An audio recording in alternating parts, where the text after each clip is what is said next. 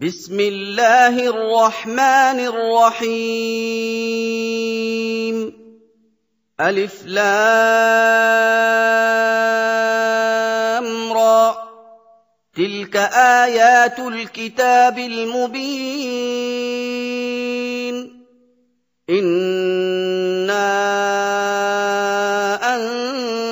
أنزلناه قرآنا عربيا لعلكم تعقلون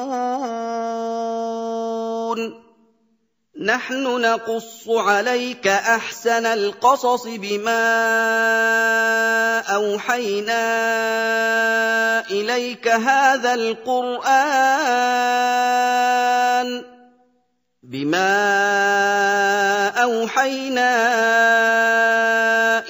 هذا القرآن وإن كنت من قبله لمن الغافلين إذ قال يوسف لأبيه يا أبت إني رأيت 11 كوكبا والشمس والقمر رأيتهم لي ساجدين قال يا بني لا تقصص رؤياك على إخوتك فيكيدوا لك كيدا إن الشيطان للإنسان عدو مبين وكذلك يجتبيك ربك ويعلمك من تأويل الأحاديث ويتم نعمته عليك وعلى آل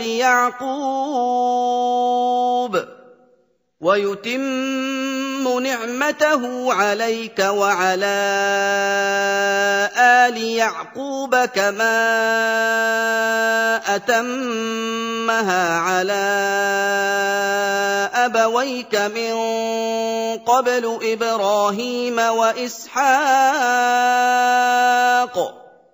إن ربك عليم حكيم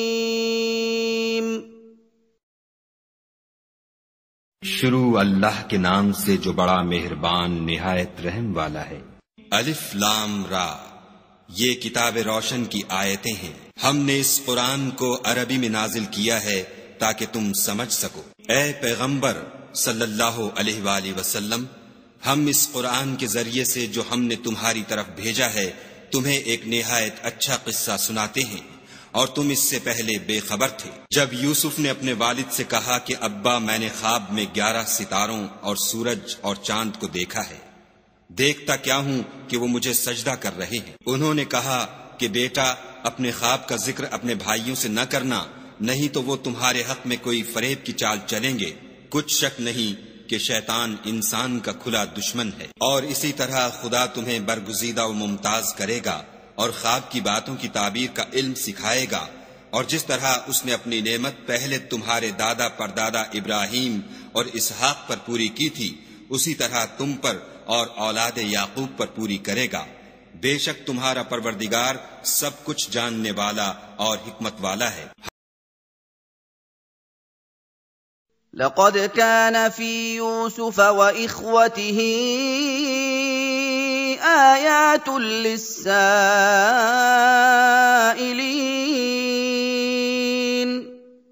إذ قالوا ليوسف وأخوه أحب إلى أبينا منا ونحن عصبة إن أبانا لفي ضلال مبين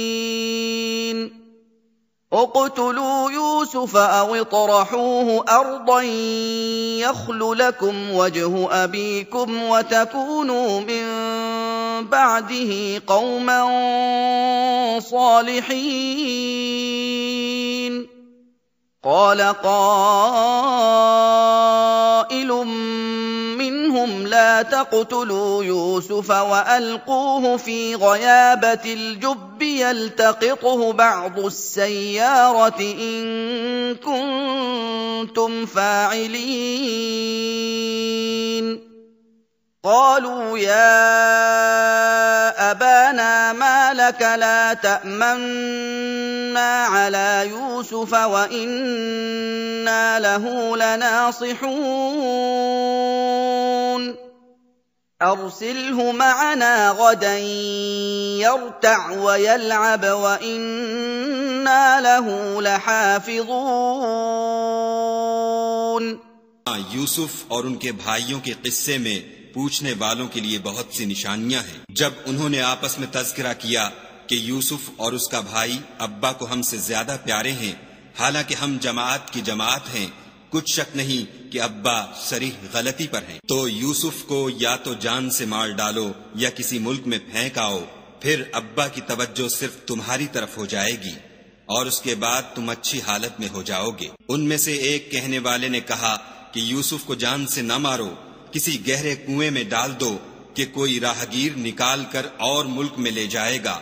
अगर तुमको करना है तो यूं करो। ये मशवरा करके वो याकूब से कहने लगे कि अब्बा जान, क्या सबब है कि आप यूसुफ के बारे में हमारा एतबार नहीं करते, हालांकि हम उसके खैर खा हैं। कल उसे हमारे साथ भेज दीजिए कि खूब मेवे खाए और खेले कूदे, हम उसके निगहबान हैं।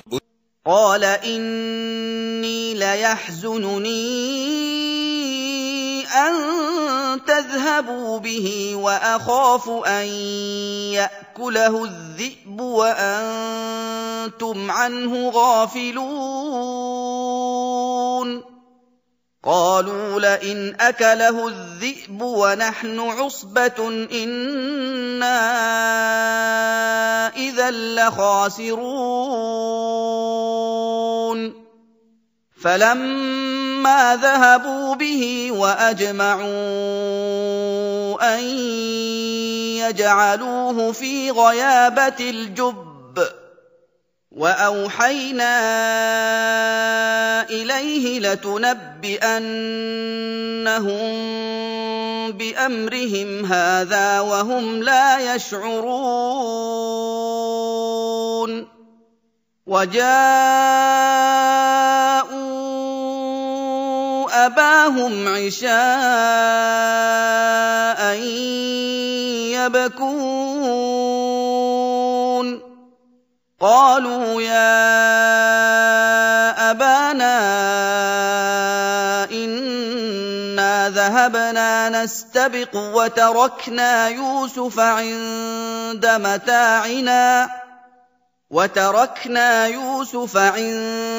متاعنا فأكله الذئب وما أنت بمؤمن لنا ولو كنا صادقين। उन्होंने कहा कि ये अम्र मुझे गमनाक किए देता है कि तुम उसे ले जाओ, यानी वो मुझसे जुदा हो जाए, और मुझे ये भी खौफ है कि तुम खेल में उससे गाफिल हो जाओ और उसे भेड़िया खा जाए। वो कहने लगे कि अगर हमारी मौजूदगी में कि हम एक ताकतवर जमात हैं उसे भेड़िया खा गया तो हम बड़े नुकसान में पड़ गए। गरज जब वो उसको ले गए और उस बात पर इत्तफाक कर लिया कि उसको गहरे कुएं में डाल दें, तो हमने यूसुफ की तरफ वही भेजी कि एक वक्त ऐसा आएगा कि तुम उनके उस सुलूक से आगाह करोगे और उनको उस वही की कुछ खबर न होगी। ये हरकत करके वो रात के वक्त बाप के पास रोते हुए आए और कहने लगे कि अब्बा जान, हम तो दौड़ने और एक दूसरे से आगे निकलने में मसरूफ हो गए और यूसुफ को अपने असबाब के पास छोड़ गए तो उसे भेड़िया खा गया, और आप हमारी बात को गो हम सच ही कहते हों बावर नहीं करेंगे। वजाऊ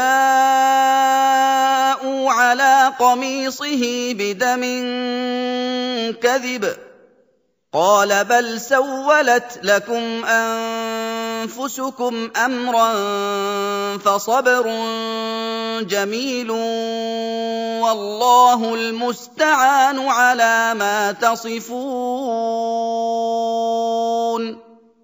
وجاءت سيارة فأرسلوا واردهم فأدلى دلوه قال يا بشرى هذا غلام وأسروه بضاعة والله عليم بما يعملون وشروه بثمن بخس دراهم معدودة وكانوا فيه من الزاهدين وقال الذي اشتراه من مصر لامرأته أكرمي مثواه عسى أن ينفعنا أو نتخذه ولدا وكذلك مكنا ليوسف في الأرض ولنعلمه من تأويل الأحاديث والله غالب على أمره ولكن أكثر الناس لا يعلمون और उनके कुर्ते पर झूठ मूठ का लहू भी लगा लाए। याकूब ने कहा कि हकीकतुल हाल यूं नहीं है, बल्कि तुम अपने दिल से ये बात बना लाए हो। अच्छा सब्र कि वही खूब है, और जो तुम बयान करते हो उसके बारे में खुदा ही से मदद मतलूब है। अब खुदा की शान देखो कि उस कुएं के करीब एक काफला आवारिद हुआ और उन्होंने पानी के लिए अपना सक्का भेजा। उसने कुएं में डोल लटकाया तो यूसुफ उससे लटक गए। वो बोला, ज़हे किस्मत, ये तो निहायत हसीन लड़का है, और उसको कीमती सरमाया समझकर छुपा लिया। और जो कुछ वो करते थे खुदा को सब मालूम था। और उसको थोड़ी सी कीमत यानी मादूद चंद दिरहमों पर बेच डाला, और उन्हें उनके बारे में कुछ लालच भी न था। और मिस्र में जिस शख्स ने उसको खरीदा, उसने अपनी बीवी से, जिसका नाम जुलेखा था, कहा कि इसको इज्जत और इकराम से रखो, अजब नहीं कि ये हमें फायदा दे या हम इसे बेटा बना लें। इस तरह हमने यूसुफ को सरजमीन मिस्र में जगह दी, और गरज ये थी कि हम उनको ख्वाब की बातों की ताबीर सिखाएं, और खुदा अपने काम पर गालिब है, लेकिन अक्सर लोग नहीं जानते। और वलम्मा बलग अशुद्धहु आतैनाहु हुक्मन व इल्मा वकज़ालिक नजज़िल मुहसिनीन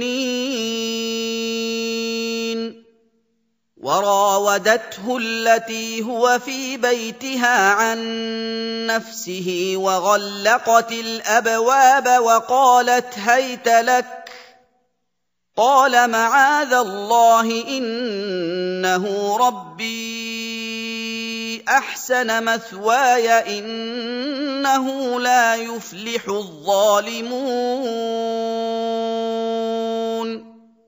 ولقد همت به وهم بها لولا أن رأى برهان ربه كذلك لنصرف عنه السوء والفحشاء إنه من عبادنا المخلصين واستبق الباب وقدت قميصه من دبر وألف يا سيدها لدى الباب قالت ما جزاء من أراد بأهلك سوءا إلا أن يسجن أو عذاب أليم। जब वो अपनी जवानी को पहुंचे तो हमने उनको दानाई और इल्म बख्शा, और नेकुकारों को हम इसी तरह बदला दिया करते हैं। तो जिस औरत के घर में वो रहते थे उसने उनको अपनी तरफ मायल करना चाहा और दरवाजे बंद करके कहने लगी, यूसुफ जल्दी आओ। उन्होंने कहा कि खुदा पनाह में रखे, वो यानी तुम्हारे मियाँ तो मेरे आका हैं, उन्होंने मुझे अच्छी तरह से रखा है, मैं ऐसा जुल्म नहीं कर सकता। बेशक जालिम लोग फलाह नहीं पाएंगे। और उस औरत ने उनका कस्द किया और उन्होंने उसका कस्द किया। अगर वो अपने परवरदिगार की निशानी न देखते तो जो होता होता। यूं इसलिए किया गया कि हम उनसे बुराई और बेहयाई को रोक दें, बेशक वो हमारे खालिस बंदों में से थे। और दोनों दरवाजे की तरफ भागे, आगे यूसुफ, पीछे जुलेखा। और औरत ने उनका कुर्ता पीछे से पकड़कर जो खींचा तो फाड़ डाला, और दोनों को दरवाजे के पास औरत का खामिद मिल गया। तो औरत बोली कि जो शख्स तुम्हारी बीवी के साथ बुरा इरादा करे उसकी इसके सिवा क्या सजा है कि या तो कैद किया जाए या दुख का अजाब दिया जाए। قال هي راودتني عن نفسي وشهد شاهد من أهلها إن كان قميصه قد من قبل فصدقت وهو من الكاذبين وإن كان قميصه قد من دبر فكذبت وهو من الصادقين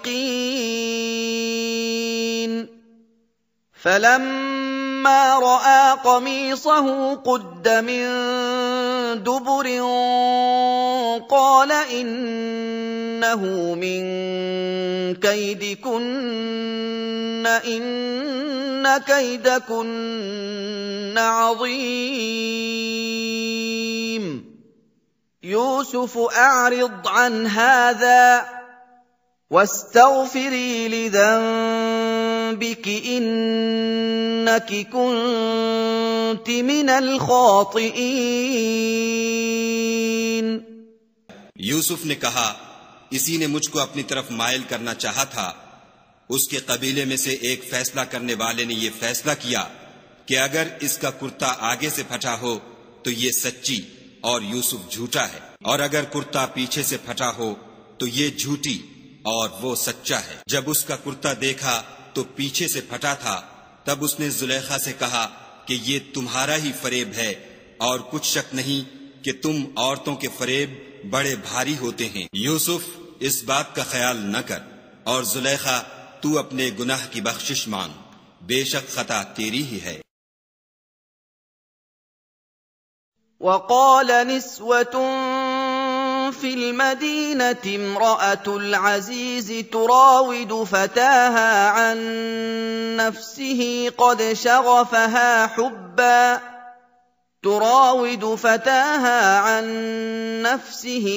شغفها حبا إنا لنراها في ضلال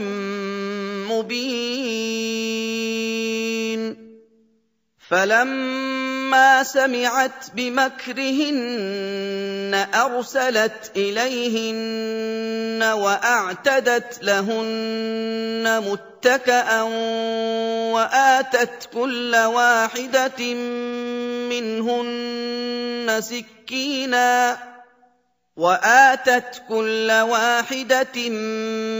منهن سكينا وقالت اخرج عليهن فلما رأينه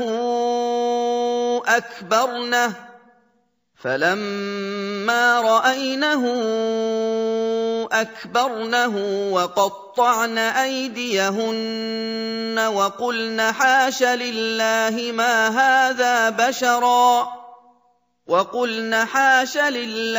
ما هذا بشرا إن هذا إلا ملك كريم। और शहर में औरतें गुफ्तगुएं करने लगीं कि अजीज की बीवी अपने गुलाम को अपनी तरफ मायल करना चाहती है और उसकी मोहब्बत उसके दिल में घर कर गई है। हम देखती हैं कि वो सरीह गुमराही में है। जब जुलेखा ने उन औरतों की गुफ्तगू जो हकीकत में दीदार यूसुफ के लिए एक चाल थी सुनी, तो उनके पास दावत का पैगाम भेजा और उनके लिए एक महफिल मुरत्तब की और फल तराशने के लिए हर एक को एक एक छुरी दी और यूसुफ से कहा कि इनके सामने बाहर आओ।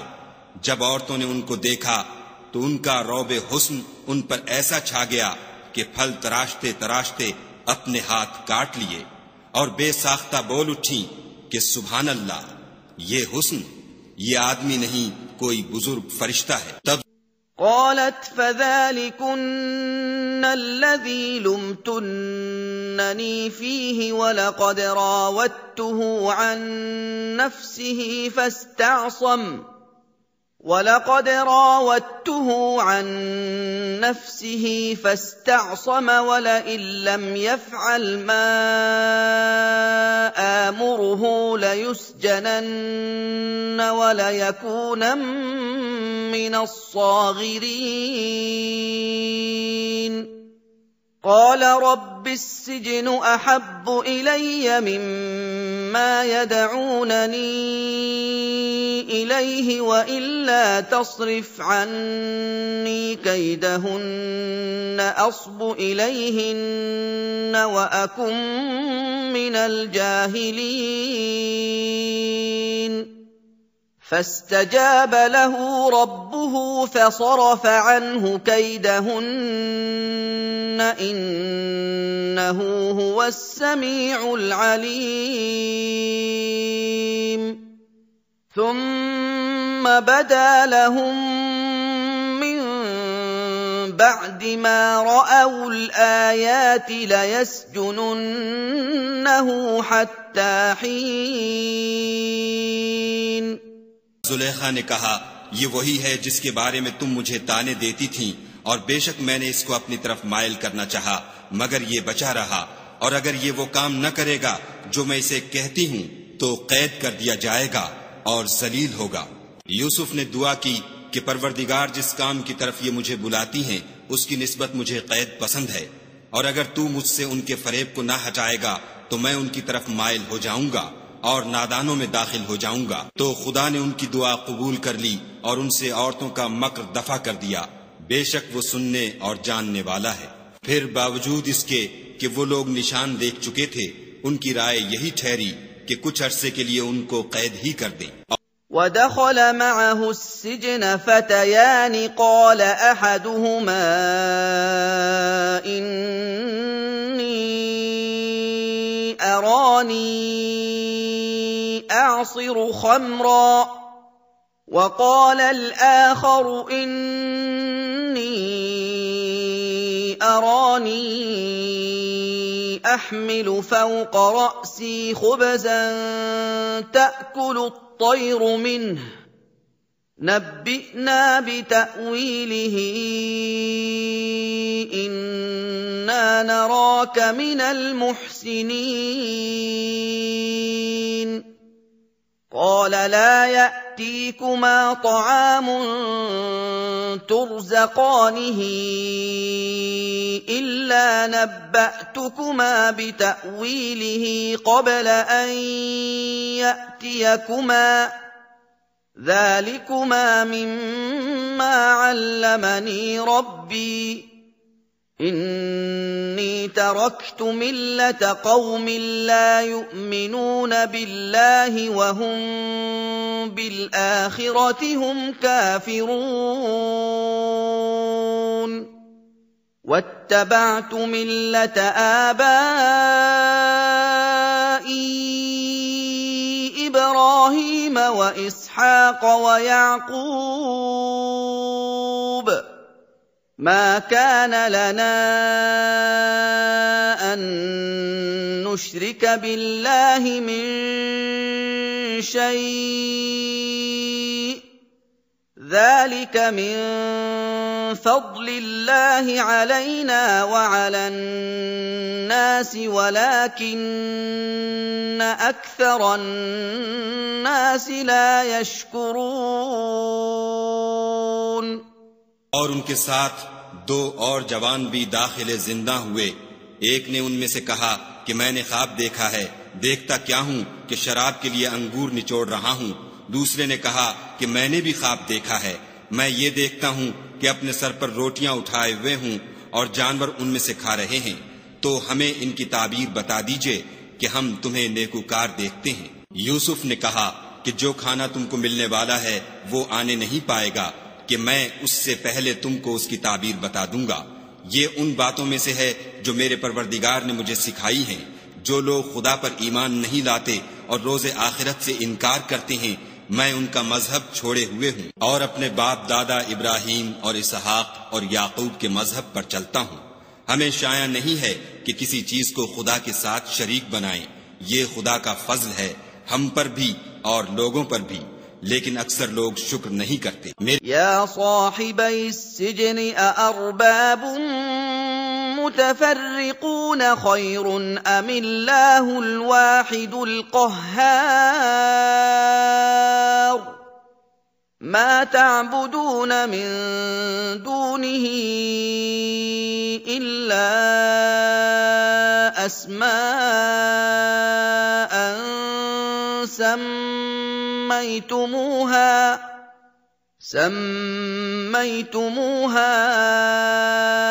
أنتم وآباؤكم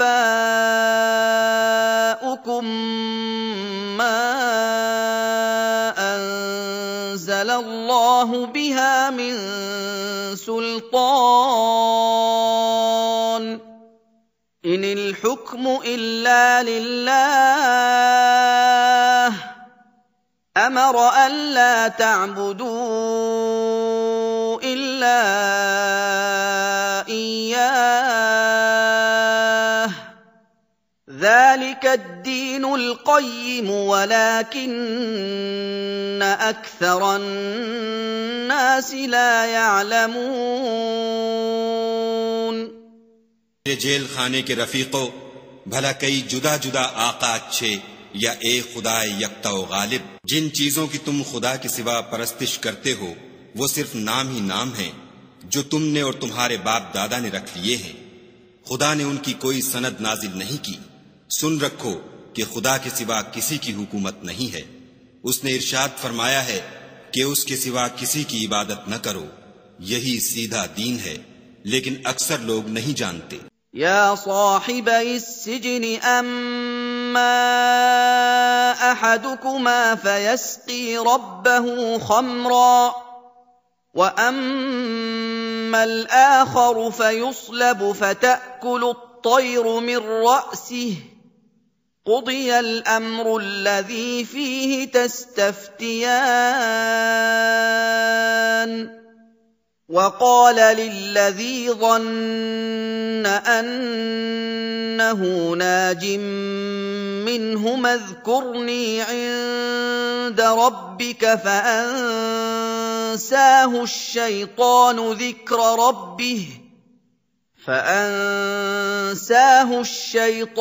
ذكر ربه فلبث في السجن بضع سنين मेरे जेल खाने के रफीकों, तुम में से एक जो पहला ख्वाब बयान करने वाला है वो तो अपने आका को शराब पिलाया करेगा, और जो दूसरा है वो सूली दिया जाएगा और जानवर उसका सर खा खा जाएंगे। जो अम्र तुम मुझसे पूछते थे वो फैसल हो चुका है। और दोनों शख्सों में से जिसकी निस्बत यूसुफ ने ख्याल किया कि वो रिहाई पा जाएगा, उससे कहा कि अपने आका से मेरा जिक्र भी करना, लेकिन शैतान ने उनका अपने आका से जिक्र करना भुला दिया और यूसुफ कई बरस जेल खाने ही में रहे। وقال الملك إني أرى 7 بقرات سمان يأكلهن 7 عجاف و7 سنبلات خضر وأخر يابسات يا أيها الملأ أفتوني في رؤياي إن كنتم للرؤيا تعبرون قالوا أضغاث أحلام وما نحن بتأويل الأحلام بعالمين وقال الذي نجا منهما وادكر بعد أمة أنا أنبئكم بتأويله فأرسلون يوسف أيها الصديق أفتنا في 7 بقرات سمان يأكلهن 7 عجاف و7 سنبلات خضر وسبع سنبلات خضر وأخر يابسات لعلي أرجع إلى الناس لعلهم يعلمون। और बादशाह ने कहा कि मैंने ख्वाब देखा है, देखता क्या हूँ कि 7 मोटी गायें हैं जिनको 7 दुबली गायें खा रही हैं, और 7 खोशे सब्ज हैं और 7 खुश्क। ऐ सरदारो, अगर तुम ख्वाबों की ताबीर दे सकते हो तो मुझे मेरे ख्वाब की ताबीर बताओ। उन्होंने कहा, ये तो परेशान से ख्वाब हैं और हमें ऐसे ख्वाबों की ताबीर नहीं आती। अब वो शख्स जो दोनों कैदियों में से रिहाई पा गया था और जिसे मुद्दत के बाद वो बात याद आ गई, बोल उठा कि मैं आपको उसकी ताबीर ला बताता हूँ, मुझे जेल खाने जाने की इजाजत दीजिए। गरज वो यूसुफ के पास आया और कहने लगा, यूसुफ, ए बड़े सच्चे यूसुफ, हमें उस ख्वाब की ताबीर बताइए कि 7 मोटी गायों को 7 दुबली गायें खा रही हैं और 7 खोशे सब्ज हैं और 7 सूखे, ताकि मैं लोगों के पास जाकर ताबीर बताऊं। अजब नहीं कि वो तुम्हारी कद्र जाने।